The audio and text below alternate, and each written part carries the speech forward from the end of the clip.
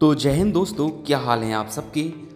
मोदी सरकार 3.0 का 23 जुलाई को फाइनेंस मिनिस्टर निर्मला सीतारमण ने 7वीं बार अपना बजट पेश किया, जहां ये पहला ऐसा बजट रहा जहां फाइनेंस मिनिस्टर द्वारा दिए गए भाषण में रेलवे को लेकर कोई जिक्र संसद में नहीं सुनाई दिया। इस बार भी रेलवे को पिछली बार के कंपेयर काफ़ी ज़्यादा बजट अमाउंट दिया गया है। रेलवे को 2024-25 फाइनेंस ईयर में 2.55 लाख करोड़ रुपए का बजट अलॉट किया गया है, जो रेलवे के इतिहास में सबसे ज़्यादा है। इस अमाउंट का उपयोग नई रेलवे लाइनों के सर्वे, रेलवे ट्रैक डालने, सिग्नल सिस्टम और वंदे भारत एक्सप्रेस, वंदे भारत मेट्रो और स्लीपर वंदे भारत समेत अमृत भारत ट्रेनों पर खर्च किए जाएंगे।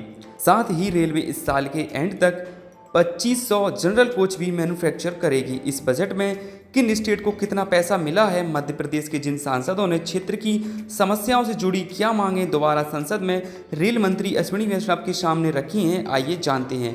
अगर चैनल पर नए हैं तो वीडियो को लाइक और चैनल को सब्सक्राइब कर लीजिए। दोस्तों, इस बार के रेलवे बजट में मोदी सरकार ने उड़ीसा और बिहार स्टेट का खासा ध्यान रखा है और इसकी वजह आप सब अच्छे से जानते हैं। उड़ीसा जैसे छोटे स्टेट पर रेलवे यहाँ के इंफ्रास्ट्रक्चर पर सबसे ज़्यादा 10,856 करोड़ रुपए खर्च करेगी।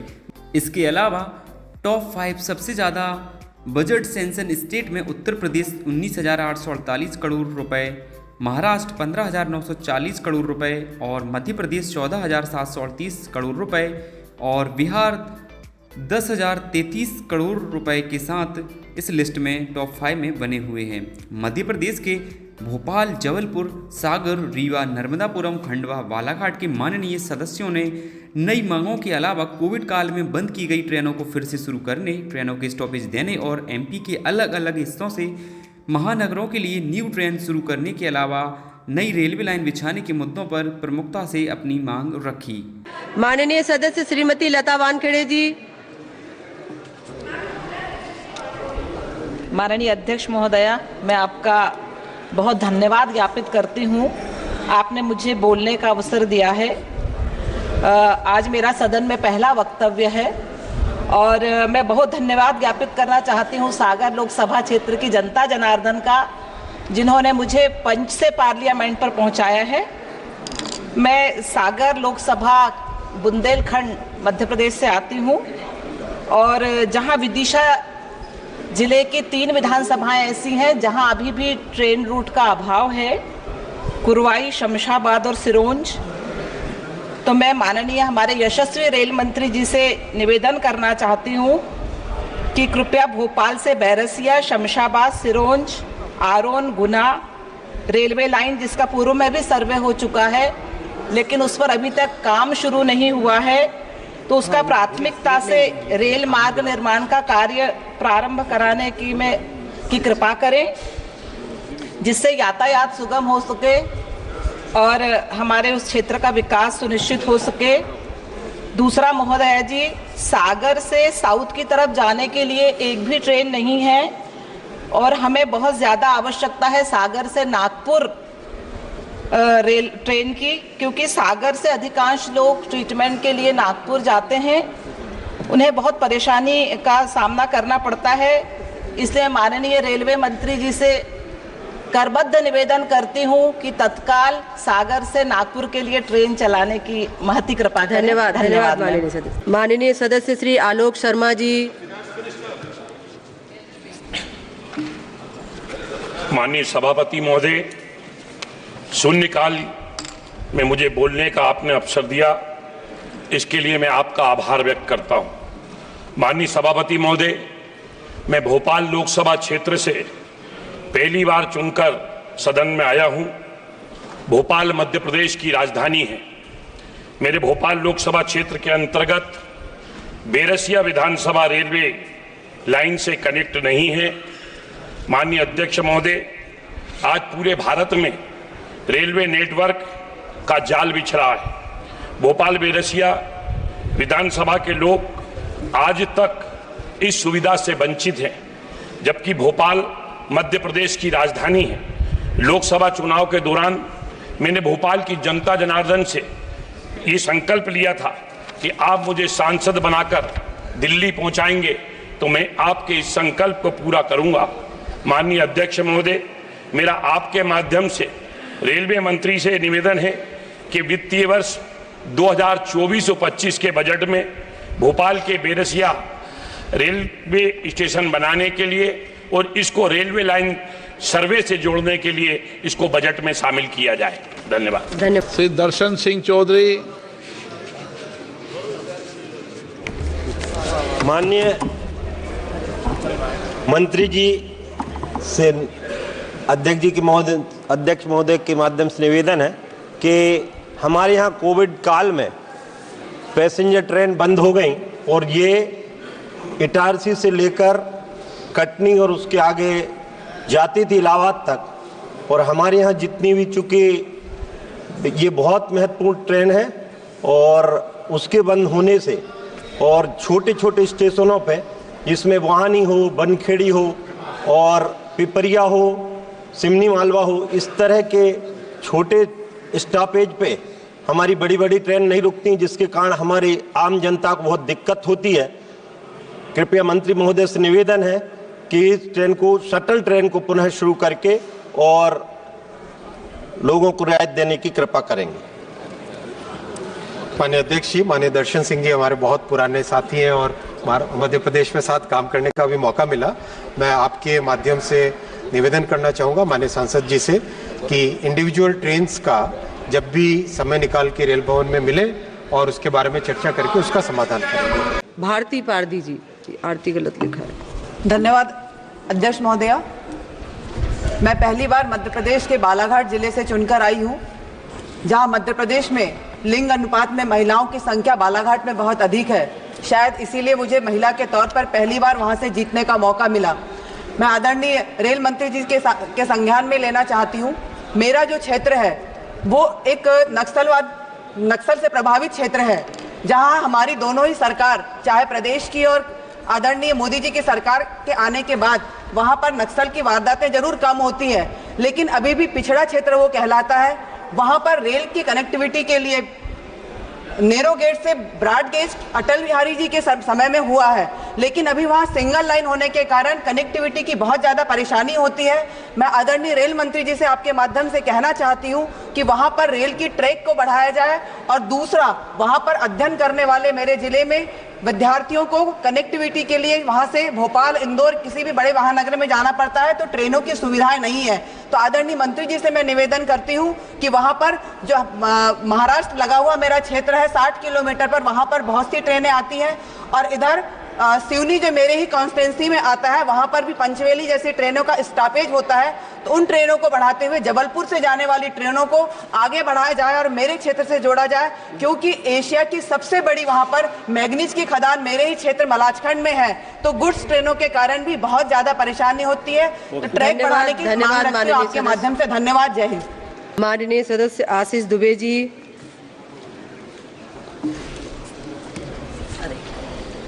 धन्यवाद सभापति महोदय। आपके माध्यम से सबसे पहले मैं जबलपुर को धन्यवाद देता हूं, जबलपुर की जनता को प्रणाम करता हूं कि जिन्होंने मुझे आशीर्वाद देकर अपनी सेवा करने का अवसर लोकतंत्र के सबसे बड़े मंदिर में प्रदान किया है। आज मैं आपके माध्यम से जबलपुर के लिए एक बात रखना चाहता हूं। विगत दिनों जबलपुर गोंदिया, ये हमारी एक रेलवे लाइन जो नैरो गेज हुआ करती थी, ब्रॉड गेज में परिवर्तित हुई, और इसमें बहुत बड़ी भूमिका हमारे पूर्व प्रधानमंत्री स्वर्गीय अटल बिहारी वाजपेयी जी के सरकार की थी। मैं आज आपके माध्यम से बोलना चाहता हूं कि जबलपुर की दक्षिण भारत से जो दूरी जो इटारसी होकर पहले जाते थे, उसको कम करने के लिए जबलपुर गोंदिया रेलवे लाइन को ब्रॉड गेज में बदला गया। लेकिन मेरी मांग आज इस सदन में आपके माध्यम से ये है कि वर्तमान में लाइन शुरू तो हो गई है, लेकिन इस सिंगल होने की वजह से इसका लाभ, अधिकतम लाभ जो हमको मिलना चाहिए, क्षेत्र को मिलना चाहिए, क्षेत्र की जनता को मिलना चाहिए, शायद वो नहीं मिल रहा है। इसलिए इसका दोहरीकरण जितनी शीघ्रता से होगा, मुझे लगता है इसका लाभ जनता को भी मिलेगा, क्षेत्र को भी मिलेगा। इसके साथ साथ जबलपुर चूँकि संस्कार धानी कहलाता है, और लंबे समय से जबलपुर वासियों की एक मांग रही है कि जो हमारी पवित्र धर्म स्थली रही माननीय है सदस्य, एक विषय पर मांग हो चुकी है। धन्यवाद। बस ये रख के मैं अपनी बात को समाप्त करूंगा अध्यक्ष सभापति महोदय कि जबलपुर से अमृतसर एक सीधी रेल की मांग लगातार एक लंबे समय से जबलपुर वासियों की है। आज आपके माध्यम से मैं उसकी भी मांग रखता हूं। बहुत बहुत धन्यवाद। धन्यवाद। ज्ञानेश्वर पाटिल। 24 माननीय मंत्री महोदय, माननीय सदस्य, माननीय अध्यक्ष महोदय, माननीय रेल मंत्री जी ने से हमने जो गाड़ी क्रमांक 2211 और 22112 जो भुसावल से नागपुर दादा धूनी वाले पैसेंजर के नाम से चलती थी, उस विषय में हमने बात रखी थी। और इस ट्रेन से लगभग 8 जिले और 6 लोकसभा क्षेत्रों से ट्रेन गुजरती है। बैतूल में एक बड़ा कैंसर हॉस्पिटल है जिसमें बड़ी संख्या में कैंसर पीड़ित पेशेंट इलाज के लिए इस ट्रेन के माध्यम से जाते जी। जो 43 ट्रेनों का उल्लेख किया गया है, वो 43 ट्रेन भुसावल से वाया अकोला बडनेरा होते हुए नागपुर जाती है, लेकिन बुरहानपुर, खंडवा, हरदा, टिमरनी होते हुए कोई भी डायरेक्ट ट्रेन नागपुर के लिए नहीं चलती। इसलिए माननीय मंत्री महोदय से मैं आग्रह करना चाहता हूँ आपके माध्यम से कि जो ट्रेन कोविड काल के पहले चलती थी, ये ट्रेन पुनः चालू होगी तो यहाँ से कैंसर पीड़ित पेशेंट के लिए भी, विद्यार्थियों के लिए भी और बड़ी संख्या में हमारे क्षेत्र से नागपुर के लिए व्यापार के लिए भी व्यापारी जाते हैं, तो इनके लिए आने जाने के लिए ट्रेन काफ़ी सुविधाजनक होगी। माननीय मंत्री जी। माननीय अध्यक्ष जी, माननीय सांसद महोदय ने बिल्कुल सही और अच्छा विषय रखा है। हालांकि भुसावल से नागपुर के बीच में करीब 40 से अधिक गाड़ियां चलती है और जिस ट्रेन का आपने जिक्र किया है वो ट्रेन वाया इटारसी होके जाती थी। चूँकि वाया इटारसी होके जाने के कारण उसकी डिस्टेंस बहुत ज़्यादा थी, करीब 75 किलोमीटर के आसपास एक्स्ट्रा या टोटल डिस्टेंस होती थी। इसके कारण इसमें बहुत कम लोग जाते थे।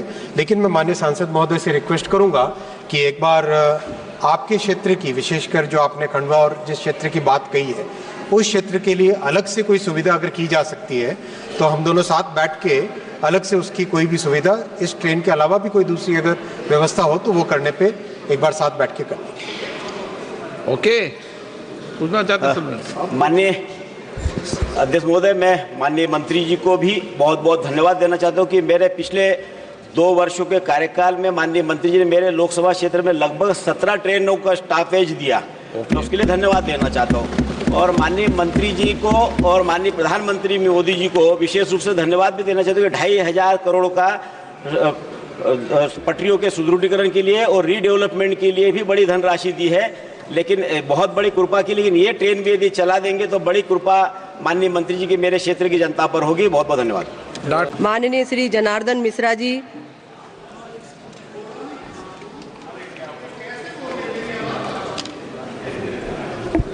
सभापति महोदया,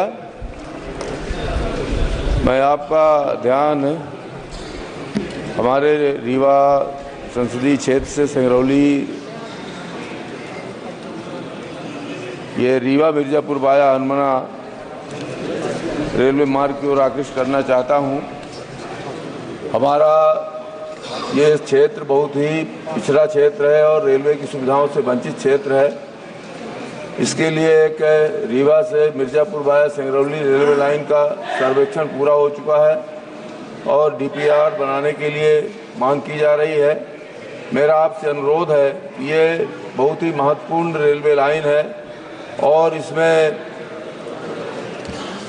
सिंगरौली, सतना, रीवा के बीच बहुत ही बड़े बड़े सीमेंट प्लांट हैं, पावर हब है और सीधे बनारस, मिर्जापुर और रीवा होकर के और सतना को कांटेक्ट करेगी।